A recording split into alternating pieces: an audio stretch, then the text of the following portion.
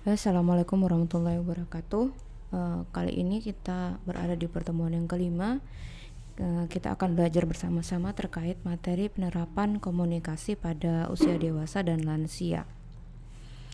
Jadi pada materi ini nanti akan dijelaskan bagaimana permasalahan dan perkembangan komunikasi pada orang dewasa.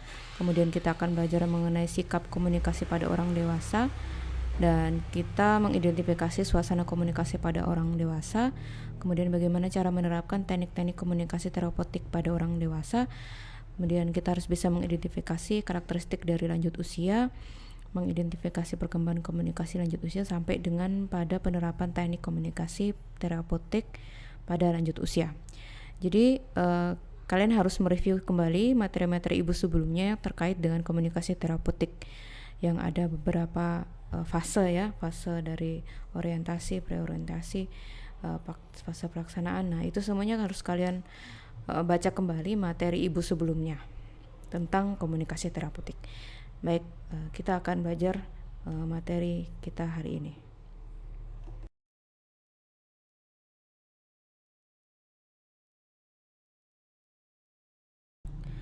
Oke, sekarang kita akan belajar bersama-sama mengenai permasalahan dan perkembangan komunikasi pada orang dewasa. Jadi pada beberapa teori menurut Erikson dan dalam Stuart Sandon, jadi di buku textbook tentang komunikasi yaitu di Stuart Sandon, di dalamnya itu dijelaskan bahwa pada orang dewasa itu terjadi perkembangan psikososial, yaitu intimasi versus isolasi, di mana pada saat orang dewasa ini sudah bisa menentukan sikap tertentu, kemudian dia juga punya pengetahuan tertentu, bahkan tidak jarang sikap itu sudah sangat lama menetap dalam dirinya sehingga tidak mudah untuk dirubah. Nah, pengetahuan yang selama ini dianggapnya itu selalu benar dan bermanfaat belum tentu mudah digantikan dengan pengetahuan baru jika kebetulan tidak sejalan dengan yang lama. Jadi orang dewasa ini ibaratnya bukan seperti gelas kosong ya yang dapat diisi sesuatu. Oleh karena itu dikatakan bahwa kepada orang dewasa ini tidak dapat diajarkan sesuatu yang baru untuk mengubah tingkah lakunya dengan cepat. Nah, orang dewasa ini juga kalau ia sendiri yang ingin belajar hal baru, dia akan terdorong mengambil langkah untuk mencapai sesuatu yang baru itu. Nah, pada tahap ini orang dewasa sudah mampu untuk belajar membagi perasaan cinta kasih, minat, dan permasalahan dengan orang lain. Pada masa ini, orang dewasa juga mempunyai cara-cara tersendiri dalam berkomunikasi dengan orang lain. Cara-cara spesifik yang biasa mereka lakukan adalah terkait dengan pengetahuan, pengalaman, sikap, kemapanan, harga diri, bahkan aktualisasi dirinya. Jadi pada intinya permasalahan dan perkembangan komunikasi pada orang dewasa ini ketika kita ingin memberitahukan tentang informasi tertentu di rumah sakit dan kita berharap mungkin informasi tentang kesehatan, misalnya simpelnya mencuci tangan ya, perilaku mencuci tangan, selalu mencuci tangan dalam kondisi apapun. Nah, kalau orang dewasa yang mungkin dari kecilnya memang tidak terbiasa dengan perilaku selalu mencuci tangan, maka itu akan sangat sulit untuk kita merubah perilaku tersebut. Karena orang dewasa ini tidak tidak tidak mudah untuk digantikan dengan pengetahuan baru. Apalagi pengetahuan itu tidak sejalan dengan pengetahuan yang lama. Jadi dia menganggap bahwa cuci tangan itu tidak penting ya. Mungkin pengetahuan yang lama seperti itu, tapi pengetahuan yang baru yaitu pengetahuan dari kita sebagai seorang perawat itu kita kan harus menjaga personal hygiene atau kebersihan dari pasien. Nah, untuk merubah perilakunya itu sangat susah karena itu tadi, karena memang orang dewasa itu tidak bisa kita rubah secara cepat, tapi dia bisa berubah kalau dia sendiri yang ingin belajar. Ya, artinya memang motivasi dari dirinya sendiri untuk belajar hal yang baru komunikasi itu bisa berjalan.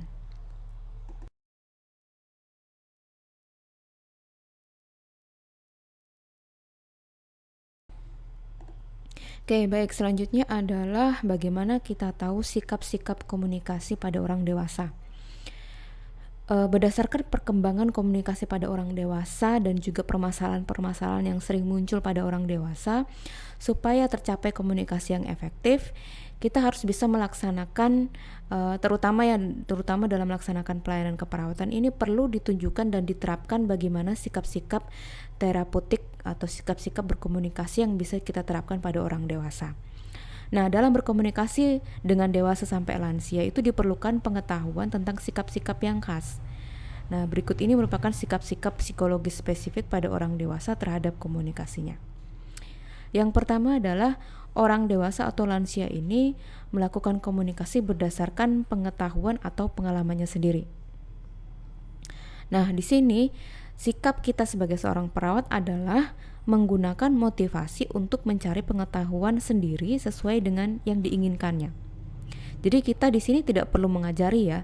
Artinya perawat di sini tidak perlu mengajari, tetapi cukup memberikan motivasi untuk menggantikan perilaku yang kurang tepat. Artinya kita tidak boleh menggurui ya. Jadi Bapak ini harus cuci tangan ya, cuci tangannya harus benar, harus 6 langkah dan bla bla bla bla bla. Nah, itu tidak akan masuk di otaknya. Tetapi kalau misalnya kita menganjurkan, kita memotivasi seperti kita menjelaskan dulu ya manfaatnya kalau kita cuci tangan itu kita akan bebas dari penyakit, apalagi sekarang wabah corona. Nah, itu kita bisa jelaskan pentingnya untuk selalu mencuci tangan. Setelah itu kita harus beri motivasi.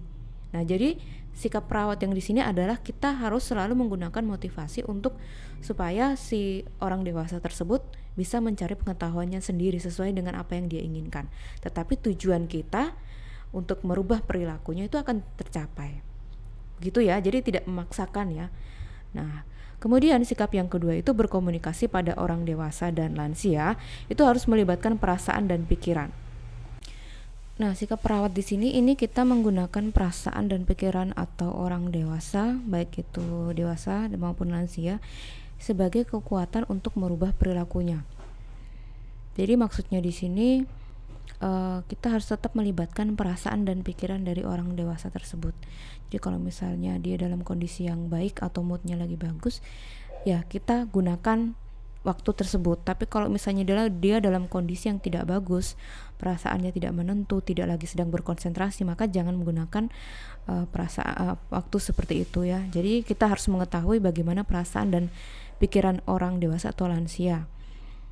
Karena kalau kita tahu, maka kita bisa merubah perilakunya dengan sendirinya. Nah, kemudian yang ketiga adalah komunikasi merupakan hasil kerjasama antara manusia yang saling memberi pengalaman serta saling mengungkapkan reaksi dan tanggapannya mengenai suatu masalah. Artinya di sini sikap kita sebagai seorang perawat di mana kita bekerja sama dengan orang dewasa atau lansia ini untuk menyelesaikan masalah.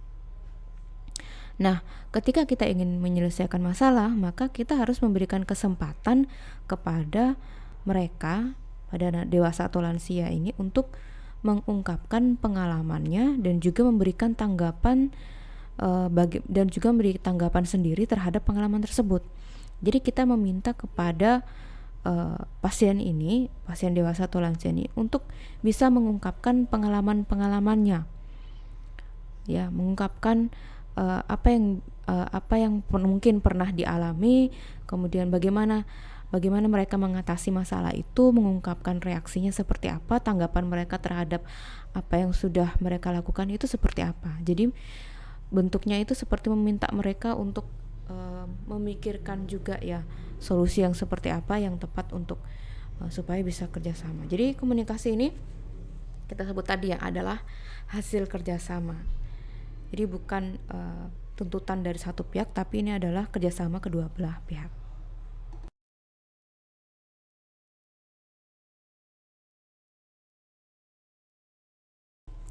Nah, berikutnya kita akan belajar tentang bagaimana suasana komunikasi pada orang dewasa dan juga lansia. Jadi tadi kita sudah belajar tentang sikap-sikap kita, bagaimana berkomunikasi dengan orang dewasa atau lansia. Nah, untuk suasana di sini kita harus selalu memperhatikan ya atau mampu menciptakan suasana yang dapat mendorong efektivitas dalam berkomunikasi dengan kelompok usia dewasa atau lansia. Jadi kita harus juga mengupayakan untuk menciptakan suasana komunikasi yang dapat mencapai tujuan yang kita inginkan. Nah, suasana-suasana seperti apa yang bisa kita berikan? Yang pertama itu adalah suasana hormat menghormati. Nah, orang dewasa dan lansia ini akan mampu berkomunikasi dengan baik jika pendapat pribadinya itu dihormati. Ia akan lebih senang kalau ia boleh turut berpikir dan juga mengemukakan pikirannya. Jadi itu harus kita ciptakan ya, suasana hormat dan menghormati itu, apalagi kalau misalnya pasiennya lebih tua dari kita, bahkan jauh di atas usia, mungkin setara dengan usia orang tua kita, usia nenek kakek kita. Nah, di sini kita harus bisa berkomunikasi dengan baik. Jadi kita harus menghormati setiap pendapatnya, kemudian kita juga meminta bagaimana menurut dia, apakah ini baik atau tidak ya. Jadi membuat supaya pasien tersebut ikut berpikir dan mengemukakan pikirannya. Kemudian suasana saling menghargai ya, pasti juga ya, kalau hormat menghormati pasti diikuti dengan saling menghargai, yaitu segala pendapat, perasaan, pikiran, gagasan, dan sistem nilai yang dianut ini perlu dihargai. Jadi setiap segala pendapat, perasaan, kemudian pikiran, gagasan dari seorang pasien ini, terutama pasien dewasa atau lansia, ini harus kita hargai apapun itu pendapat mereka. Jadi jangan diremehkan, jangan dikesampingkan harga diri mereka, karena kalau kita kesampingkan, kalau kita remehkan mereka, ini akan menjadi kendala dan dari jalannya komunikasi kita. Kemudian suasana yang berikutnya adalah suasana saling percaya. Jadi percaya itu penting ya. Jadi saling mempercayai ini bahwa apa yang disampaikan itu benar adanya, akan dapat membawa hasil yang diharapkan. Jangan melakukan penyangkalan pada apa yang dikomunikasikan oleh orang dewasa atau lansia, karena mereka akan tidak percaya dengan Anda dan mengakibatkan tujuan komunikasi itu tidak tercapai. Nah, yang terakhir adalah suasana keterbukaan atau saling terbuka. Nah, keterbukaan dalam komunikasi ini sangat diperlukan baik bagi orang dewasa maupun lansia. Maksud terbuka di sini adalah terbuka untuk mengungkapkan diri dan terbuka untuk mendengarkan orang lain. Hanya dalam suasana keterbukaan, segala alternatif pemecahan masalah itu pasti dapat tergali. Nah, dalam suasana saling terbuka ini kita bisa menerapkan komunikasi verbal dan komunikasi nonverbal ya, karena dua bentuk komunikasi ini pasti saling mendukung satu sama lain. Ya, seperti halnya kita komunikasi pada anak-anak. Pada anak-anak berarti kita butuh perilaku nonverbal yang sama pentingnya pada orang dewasa dan juga lansia. Ekspresi wajah, gerakan tubuh, nada suara, ini juga memberi tanda tentang status emosional dari orang dewasa dan juga lansia.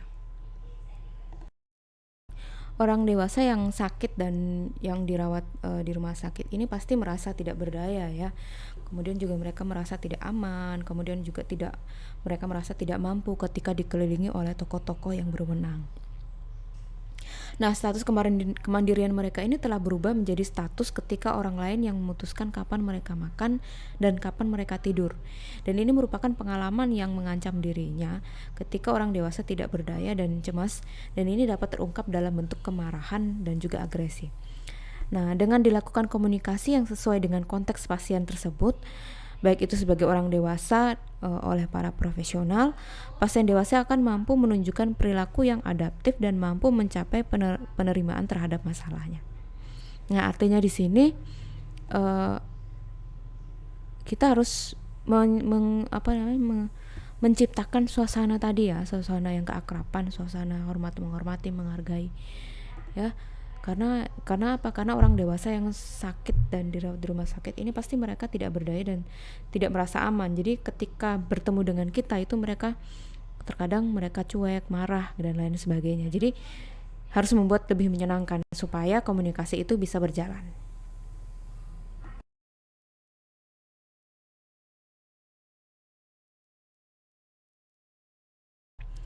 Oke, berikutnya adalah teknik-teknik komunikasi pada orang dewasa dan penerapannya.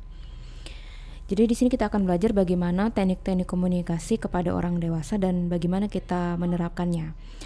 Penggunaan dari teknik-teknik komunikasi secara umum telah kita pelajari pada bab sebelumnya ya.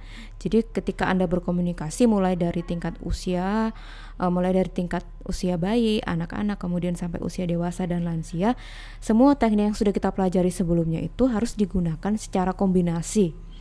ya, bukan secara mutlak ya, tapi secara kombinasi. Jadi dikombinasi atau disesuaikan dengan situasi atau kondisi yang ada. Akan tetapi secara khusus Anda harus menguasai teknik-teknik yang membedakan pada kelompok usia tertentu, yang mana ini disesuaikan dengan karakteristik perkembangannya. Nah, bagaimana teknik komunikasi pada orang dewasa? Nah, berikut ini adalah teknik-tekniknya ya. Yang pertama itu adalah penyampaian pesan langsung kepada penerima tanpa perantara. Ya, jadi secara langsung ya. Dengan menyampaikan langsung, klien ini akan lebih mudah untuk menerima penjelasan yang disampaikan. Artinya, kalau kita menggunakan media atau perantara seperti telepon ya, misalnya atau tulisan, ini akan dapat menimbulkan salah persepsi karena tidak ada feedback untuk mengevaluasi secara langsung. Contoh, misalnya kita ingin menjelaskan bahwa pasien akan dilakukan operasi pada besok hari, terus kita menganjurkan pasien untuk puasa. Kita jelaskan ya, kalau secara langsung, kalau teknik yang baik itu kita langsung menjelaskan. Tapi yang tidak baik itu misalnya kita lewat tulisan atau lewat telepon atau lewat SMS, itu tidak efektif. Karena apa? Karena tidak ada feedback untuk mengevaluasi. Jadi dia tidak ada, misalnya pasiennya tidak bisa bertanya, mungkin pasiennya tidak paham, akibatnya jadi salah persepsi atau mispersepsi. Nah, kalau sudah salah persepsi atau mispersepsi, komunikasinya tidak akan berjalan dengan lancar. Nah, kemudian adalah teknik saling mempengaruhi dan dipengaruhi. Maksudnya di sini adalah komunikasi antara perawat dan pasien dewasa ini harus ada keseimbangan dan tidak boleh ada yang mendominasi. Artinya itu perawat tidak boleh mendominasi pasiennya juga tidak boleh mendominasi perawat. Ya, jadi perawat ini jangan selalu mendominasi perannya sehingga pasien atau klien ini ditempatkan dalam keadaan yang selalu patuh. Jadi jangan memberikan perintah gitu ya, karena teknik ini akan menekankan pada hubungan saling membantu. Jadi maksudnya supaya pasien itu bisa menganggap bahwa kita ini bukan guru ya, meskipun kita adalah edukator ya, peran kita sebagai edukator, tapi di sini kita harus membangun suasana yang saling membantu di sini. Jadi tidak ada yang saling mempengaruhi begitu. Nah, selanjutnya adalah teknik melakukan komunikasi secara timbal balik secara langsung. Maksudnya komunikasi timbal balik ini dapat meminimalkan kemungkinan terjadinya salah persepsi. Ini tadi pada teknik yang kedua ya, itu hampir sama. Hubungan dan komunikasi secara timbal balik ini menunjukkan pentingnya arti hubungan perawat dan klien. Makanya kalau kita enak ya, kalau kita komunikasi dengan pasien itu ketemu langsung. Nah, dari situ kita bisa lihat ekspresinya seperti apa, dia paham atau tidak. Pasiennya paham, mungkin dia dengan menganggukkan kepala, kita tahu bahwa pasien paham dengan komunikasi yang kita sampaikan. Nah, teknik yang terakhir yaitu komunikasi secara berkesinambungan, artinya selalu berlanjut ya. Jadi tidak boleh putus sampai pada satu tahapan saja, tapi berlanjut pada semua tahapan. Dan juga tidak statis, artinya tidak kaku, sifatnya dinamis, artinya fleksibel. Jadi komunikasi itu tidak seperti robot berkomunikasi ya, tapi manusia dengan fleksibel gaya bahasanya, kemudian cara penyampaiannya itu semuanya fleksibel.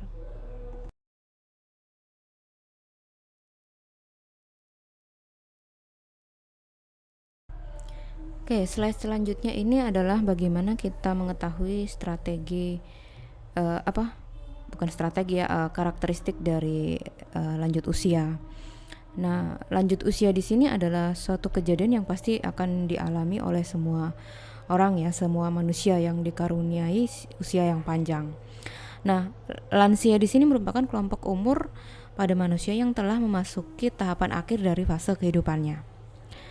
Badan Koordinasi Keluarga Bencana Nasional mendefinisikan batasan penduduk lanjut usia dikategorikan dalam 3 aspek, yaitu aspek biologis, aspek ekonomi, dan aspek sosial.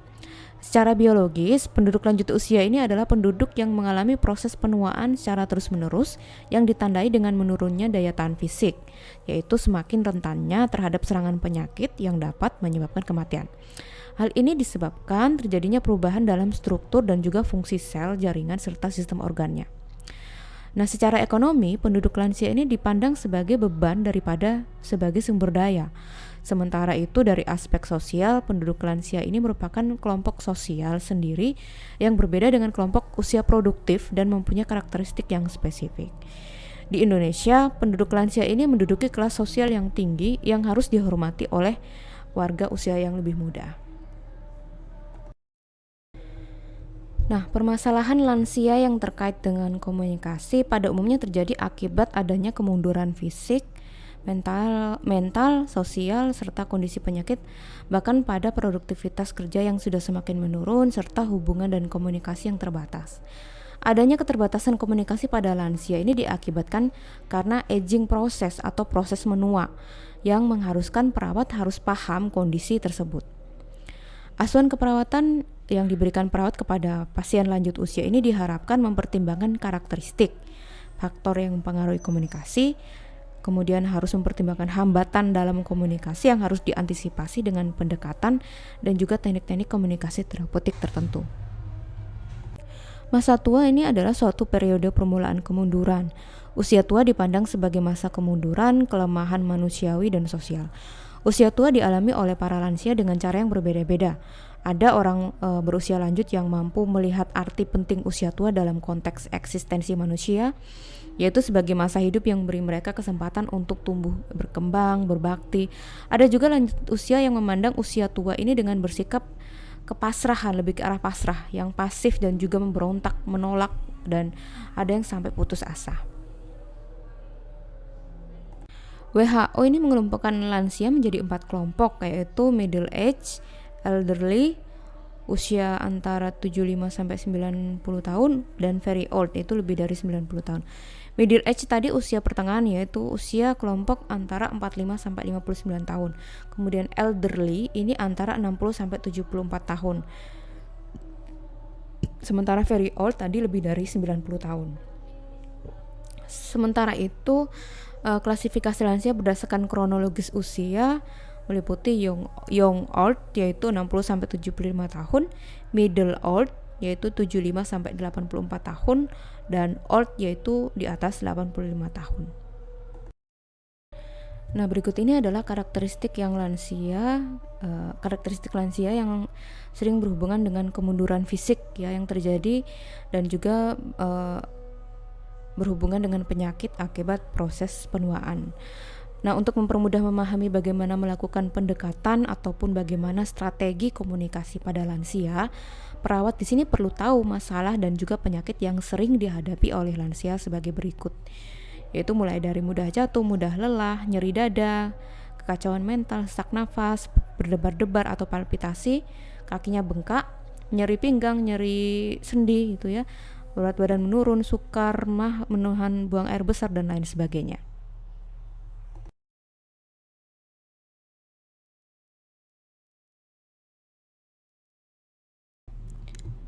Baik, selanjutnya kita akan belajar tentang perkembangan komunikasi pada lansia. Nah, di sini meskipun batasan usia ini sangat beragam untuk menggolongkan lansia, perubahan akibat usia tersebut telah dapat kita identifikasi. Perubahan misalnya pada aspek fisik, yaitu berupa perubahan neurologis, sensorik, perubahan visual, pendengaran, dan perubahan-perubahan tersebut itu pun dapat menghambat proses penerimaan dan juga interpretasi terhadap maksud dari komunikasi. Perubahan ini juga menyebabkan klien lansia mengalami kesulitan dalam komunikasi. Di samping itu, hal yang menyebabkan kesulitan komunikasi pada lansia ini adalah perubahan kognitif, yang mana dia berpengaruh pada tingkat intelijensi, kemampuan belajar, daya memori, kemudian motivasi klien. Perubahan emosi yang sering tampak berupa reaksi penolakan terhadap kondisi lansia. Nah, berikut ini adalah gejala-gejala penolakan lansia yang menyebabkan gagalnya komunikasi dengan lansia. Nah, gejala yang pertama yaitu tidak percaya terhadap diagnosis, gejala, perkembangan, serta keterangan yang diberikan petugas kesehatan. Pasti ya, ini sering sekali kita dapatkan kondisi yang di lapangan, di mana ketika dokter mendiagnosis suatu penyakit itu mereka cenderung untuk tidak percaya karena tadi ya adanya perubahan emosi dan adanya reaksi penolakan. Kemudian sering sekali mereka mengubah keterangan yang diberikan sedemikian rupa sehingga penerimaannya menjadi keliru. Jadi apa yang diterima itu dipersepsikan sendiri oleh mereka, oleh lansia ini. Kemudian perubahan emosi yang berikutnya adalah menolak membicarakan perawatannya di rumah sakit. Jadi dia tidak ingin kita membicarakan tentang sakitnya. Kemudian menolak ikut serta dalam perawatan dirinya secara umum, khususnya tindakan yang langsung mengikut sertakan dirinya. Kemudian juga menolak nasihat-nasihat, misalnya disuruh istirahat tapi dia malah jalan-jalan, suruh berganti posisi tidur ya tapi tidak mengikuti. Jadi terutama nasihat-nasihat yang tersebut dibuat untuk kenyamanan pasien sendiri.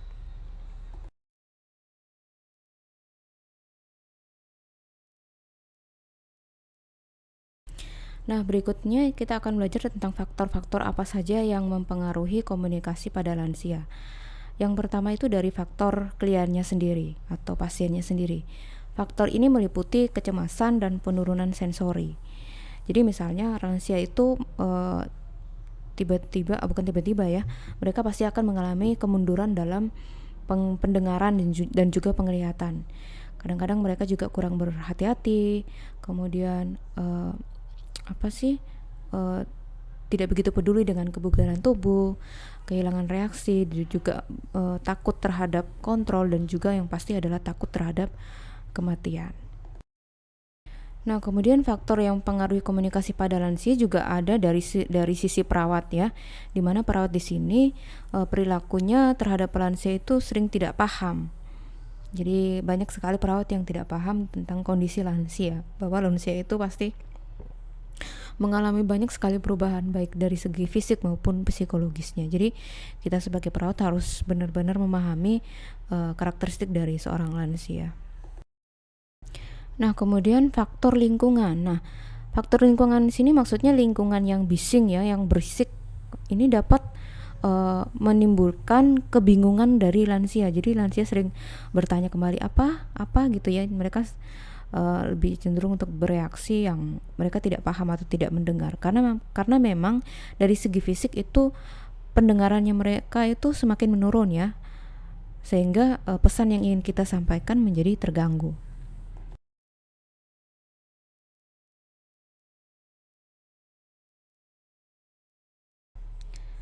Nah, lalu bagaimana hambatan-hambatan komunikasi pada lansia dan bagaimana cara kita mengatasinya?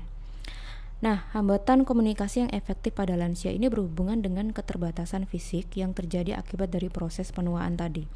Contohnya, fungsi pendengaran yang mulai menurun, mata mulai kabur, kemudian sudah tidak ada giginya, suaranya mulai melemah, dan sebagainya.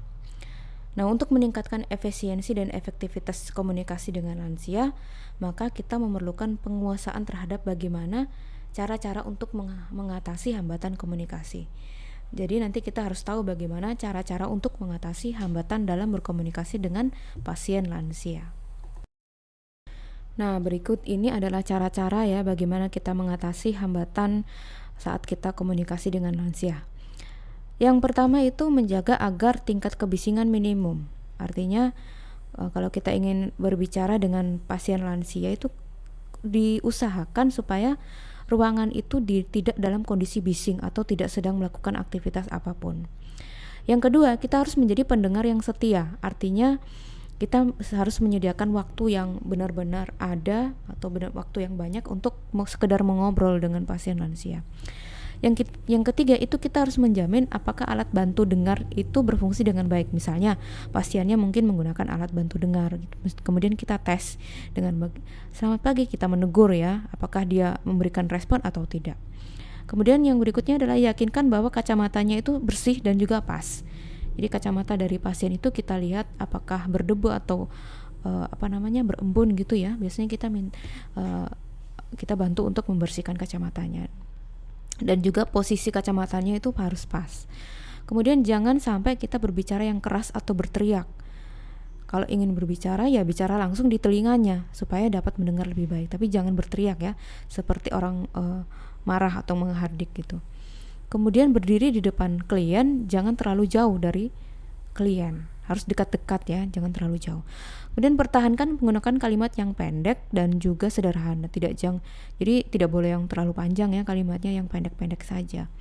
Kemudian beri kesempatan bagi klien untuk berpikir, jadi ketika kita bertanya harus ada jeda untuk pasien itu berpikir. Kemudian mendorong keikutsertaan dalam aktivitas sosial seperti kita membuat kelompok bermain gitu ya, atau misalnya kelompok perkumpulan orang tua, atau mungkin ada kegiatan-kegiatan spiritual atau rohani. Kemudian berbicara pada tingkat pemahaman pasien dan selalu menanyakan respon, terutama ketika mengajarkan suatu tugas atau keahlian tertentu.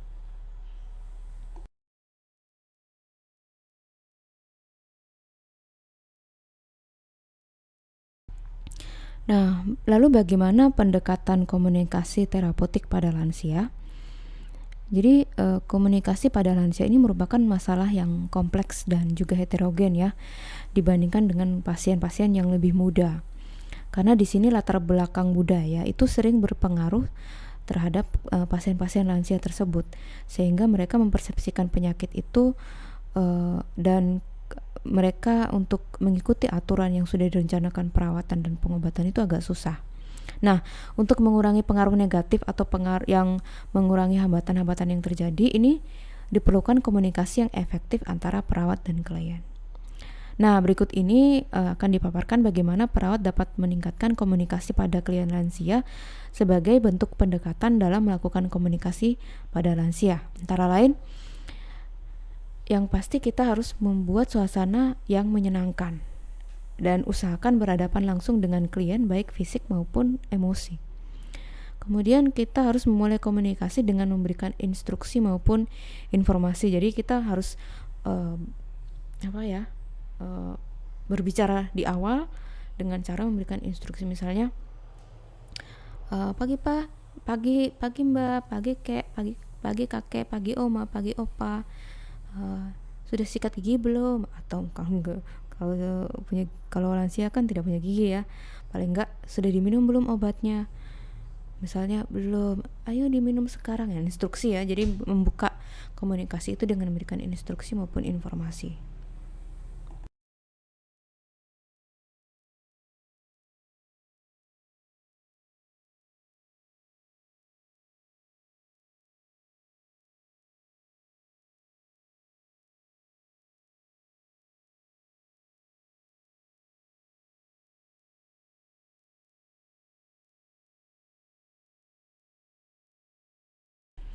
Nah, berikut ini merupakan teknik-teknik komunikasi pada lansia. Teknik yang pertama yaitu teknik asertif. Asertif di sini adalah menyatakan dengan sesungguhnya atau menerima klien apa adanya. Nah, di sini perawat ini bersikap menerima yang menunjukkan sikap peduli dan juga sabar untuk mendengarkan dan memperhatikan pasien serta berusaha untuk mengerti dan memahami pasien. Sikap ini membantu perawat untuk menjaga hubungan yang terapeutik dengan pasien lansia.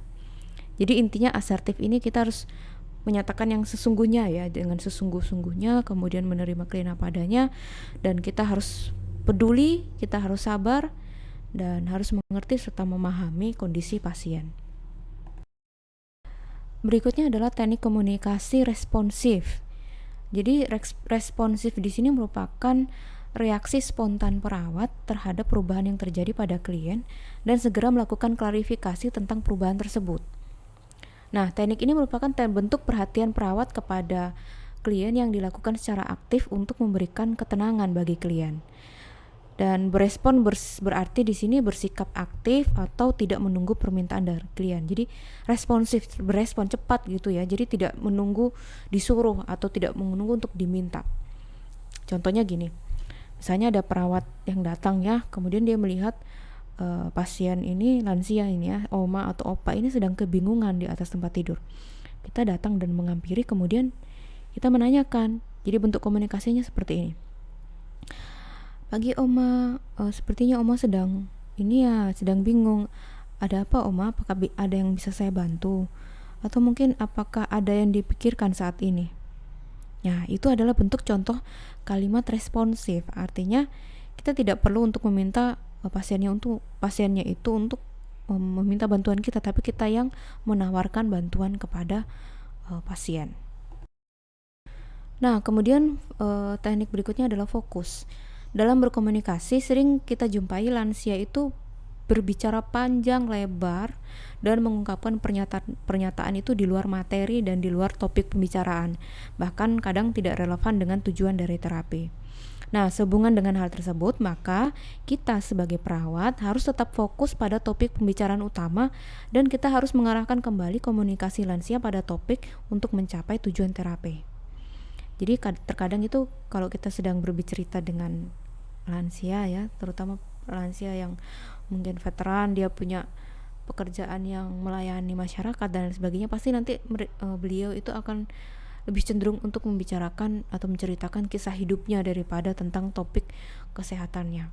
Nah, itu kita bisa kita harus tetap fokus pada tujuan utama kita dan kita arahkan kembali bahwa Oma, Opa, tadi hari ini kita akan bercerita tentang ini. Jadi untuk bicara tentang cerita Oma nanti di waktu lain saja ya. Nah, kali ini kita fokus pada topik ini ya. Jadi sikap ini merupakan upaya perawat untuk tetap konsisten terhadap materi komunikasi yang akan kita sampaikan. Nah, teknik komunikasi lansia berikutnya itu suportif. Lansia sering sekali menunjukkan sikap yang labil ya. Jadi pasien-pasien lansia itu sering menunjukkan sikap labil atau berubah-ubah. Jadi sekarang apa, besok berubah lagi sikapnya. Nah, perubahan ini perlu disikapi dengan menjaga kestabilan emosi klien lansia dengan cara memberikan dukungan atau memberikan suportif. Contoh, seorang perawat pasti akan tersenyum dan menganggukkan kepala ya, ketika lansia ini mengungkapkan perasaannya sebagai sikap hormat dan menghargai lansia berbicara. Jadi misalnya lansianya menyatakan, saya senang, saya bisa ketemu banyak orang dan lain sebagainya. Kemudian respon kita adalah tersenyum dan mengangguk. Nah, ini merupakan sikap hormat dan menghargai lansia berbicara. Nah, sikap ini dapat menumbuhkan kepercayaan diri dari pasien lansia tersebut, sehingga lansia tersebut tidak merasa menjadi beban bagi keluarganya. Dengan demikian, diharapkan pasien akan termotivasi untuk mandiri dan berkarya sesuai dengan kemampuannya. Nah, selama memberikan dukungan, jangan mempunyai kesan menggurui atau mengajari, karena ini dapat merendahkan kepercayaan pasien kepada kita. Contoh berikut ini adalah contoh-contoh ungkapan yang bisa memberikan support atau motivasi kepada lansia, yaitu contohnya seperti ini. Saya yakin Oma atau Opa dapat mampu melakukan tugasnya dengan baik. Atau begini, jika Bapak atau Oma atau Opa memerlukan saya pasti siap membantu. Itu adalah suportif ya. Jadi itu merupakan contoh teknik suportif. Nah, teknik komunikasi berikutnya adalah klarifikasi. Klarifikasi di sini adalah teknik yang digunakan perawat untuk memperjelas informasi yang disampaikan oleh klien.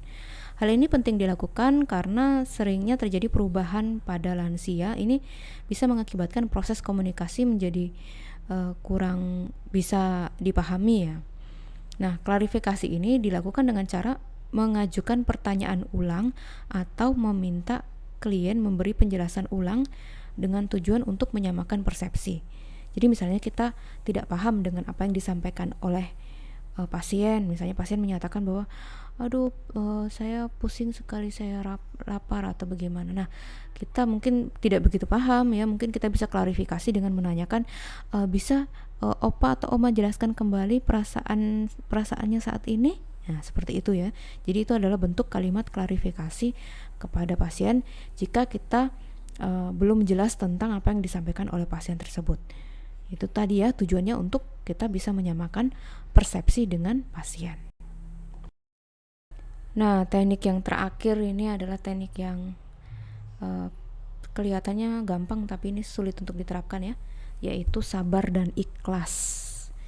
Nah, seringkali ya kita bilang sabar ya, harus ikhlas ya, karena memang itu adalah salah satu teknik komunikasi dengan pasien lansia. Kita harus sabar, kita harus ikhlas ya. Jadi kadang memang kita menganggap bahwa lansia itu merepotkan. Ya kan, kadang juga lansia itu kan seperti kembali ke anak-anak ya, seperti ke anak-anak lagi. Jadi kita harus bisa mensikapinya dengan sabar dan juga ikhlas. Supaya apa? Supaya hubungan antara perawat dan klien ini lebih efektif. Nah, sabar dan ikhlas ini dilakukan supaya juga tidak muncul kejengkelan perawat atau emosi perawat yang dapat merusak komunikasi, dan sehingga hubungan antara perawat dan pasien juga ikut rusak, sehingga komunikasinya menjadi tidak efektif. Nah, itu dia materi kita hari ini. Semoga bermanfaat dan bisa diterapkan, dan kalian bisa latihan untuk berkomunikasi dengan orang dewasa. Nah, tugas kali ini kalian harus bisa membuat video durasi 5 menit ya, video tentang teknik-teknik komunikasi yang tadi sudah saya sebutkan. Buatlah video, kemudian kalian bisa upload di YouTube, dan alamat link YouTube-nya nanti bisa dikumpulkan di Google Form. Itu ya. Baik, terima kasih atas perhatiannya. Saya sudahi pertemuan kali ini. Assalamualaikum warahmatullahi wabarakatuh, dan salam sejahtera untuk kita semua.